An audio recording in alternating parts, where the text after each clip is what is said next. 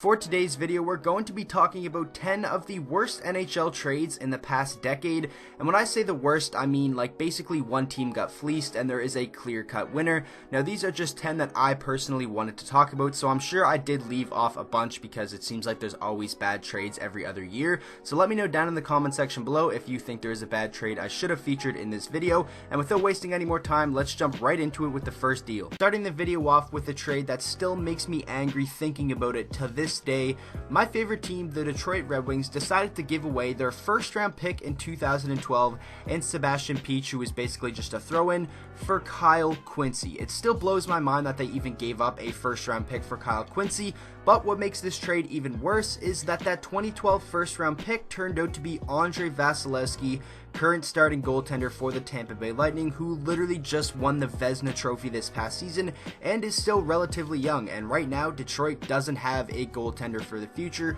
We have some goaltending prospects, but none that I really think are going to be starting caliber goaltenders. Right now, we only have Jimmy Howard and Jonathan Bernier, and in a couple more years, they're not going to be here, and we're going to have to replace them eventually. And Andrei Vasilevskiy would have been the perfect goaltender to lead us into the future. And even still, it just blows my mind that we decided to give up a first round pick for Kyle Quincey, who is basically awful in his entire stint with the Detroit Red Wings. Tampa Bay fleeced Detroit on this move and are 100% the winners of this trade. Moving along to the next trade, definitely one a lot of people are familiar with, and it gets brought up a lot when people are talking about the worst trades in recent memory. And for Washington Capitals fans, this one definitely stings a little bit when you hear this brought up. Filip Forsberg, drafted 11th overall in 2012 by the Washington Capitals, didn't end up playing a game for the Caps as they decided to trade him immediately for Martin Erat and Michael Latta. And Martin Erat was the big piece going back to the Caps, and he only ended up playing 2 seasons, didn't even play over 60 combined games in those 2 years.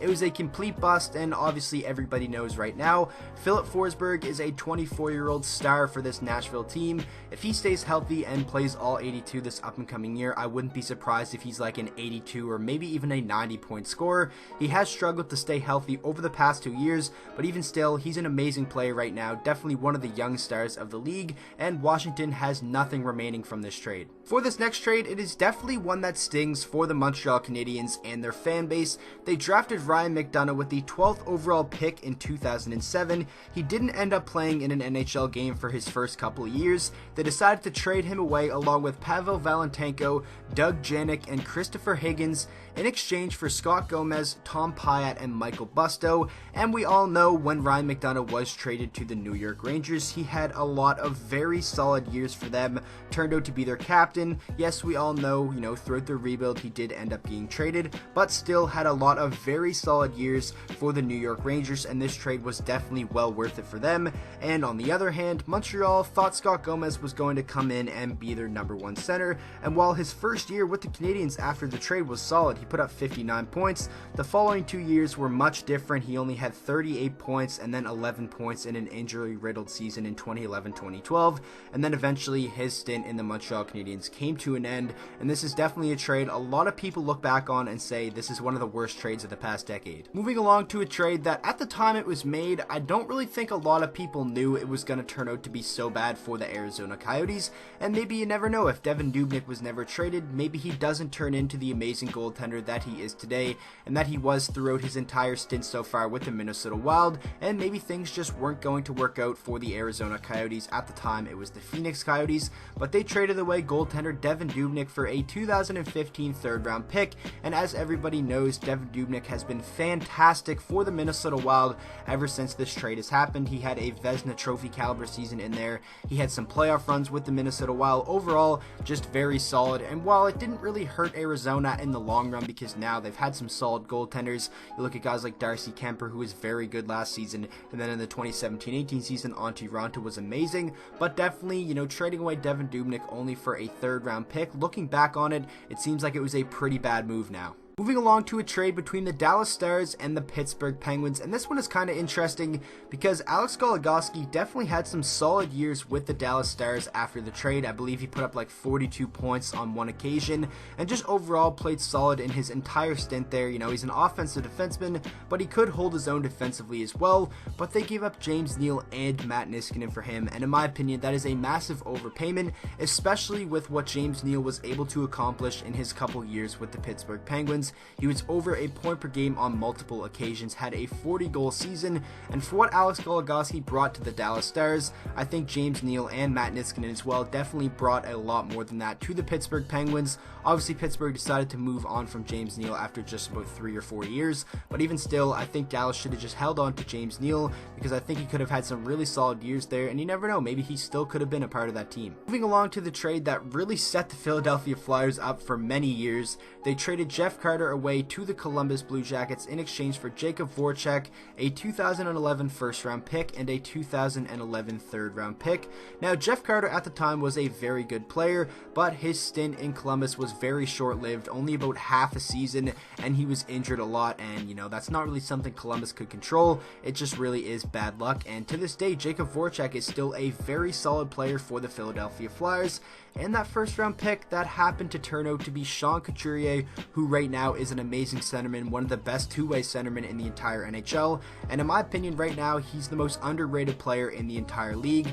Philadelphia, looking back on this, has to be super happy with the return that they got, and obviously, like I said, not really Columbus's fault that Jeff Carter didn't work out there, just a bad trade, and obviously Philadelphia are big-time winners in this move. Kicking things off with the first of 3 awful Edmonton trades that are going to be featured in this video, Edmonton acquired Griffin Reinhart from the New York Islanders for a first and a second-round pick, and that first-round pick turned out to be Matthew Barzal, and then eventually New York turned that second-round pick into a late first-rounder and acquired Anthony Beauvillier with that draft pick. 2 very good young players, and obviously Matthew Barzal is literally the future face of the franchise for the New York Islanders, and Griffin Reinhart never really turned out to be anything, and at the time I guess this kind of made sense. Edmonton was trying to take a shot in the dark on a former top draft pick that seemingly just didn't work out until that point in time, but in my opinion that still is an overpayment for a guy who didn't really show anything at the NHL level just yet, and now obviously Griffin Reinhart finds himself without an NHL job,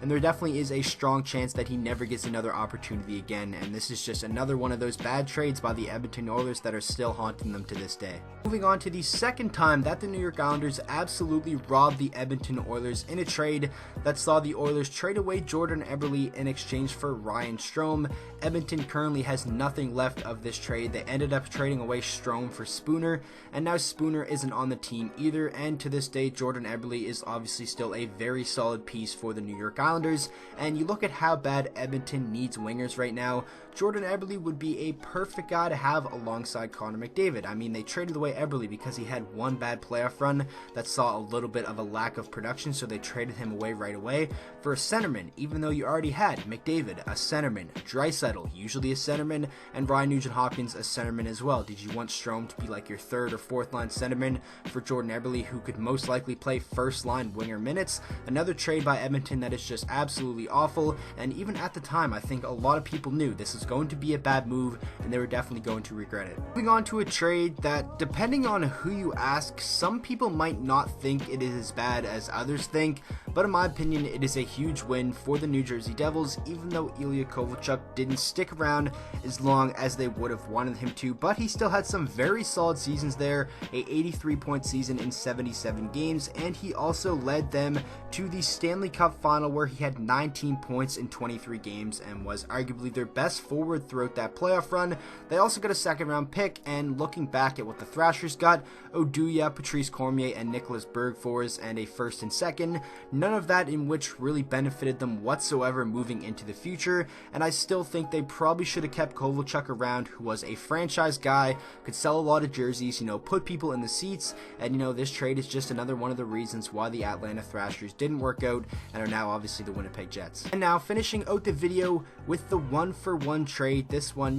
relatively recent, that sent Taylor Hall to the New Jersey Devils in exchange for Adam Larsson, and I honestly feel bad for Adam Larsson because I feel like he gets criticized a lot for this, for not being as good as Taylor Hall, but at the time of the trade, everybody knew Adam Larsson wasn't going to be as good as Taylor Hall. He's a serviceable top 4 defenseman, but he gets a lot of slack because he was involved in this trade. And it's not like it was his fault, but still it hurts a lot more that Taylor Hall went over to the New Jersey Devils and won a Hart Trophy. And it also hurts that Edmonton needs wingers. I mentioned this when talking about the Jordan Eberle trade. Imagine they had a line of McDavid, Hall, and Eberle. That would be unbelievable. It would be one of the most unstoppable offensive lines in the entire NHL, but now all they have to show for those two players is Adam Larsson and literally nothing from the Jordan Eberle trade. While, like I said, Larsson, a solid, serviceable top 4 guy, Taylor Hall is one of the most elite wingers in the entire NHL, and this is definitely a trade that at the time everybody knew Edmonton was going to regret, and we were all right about it.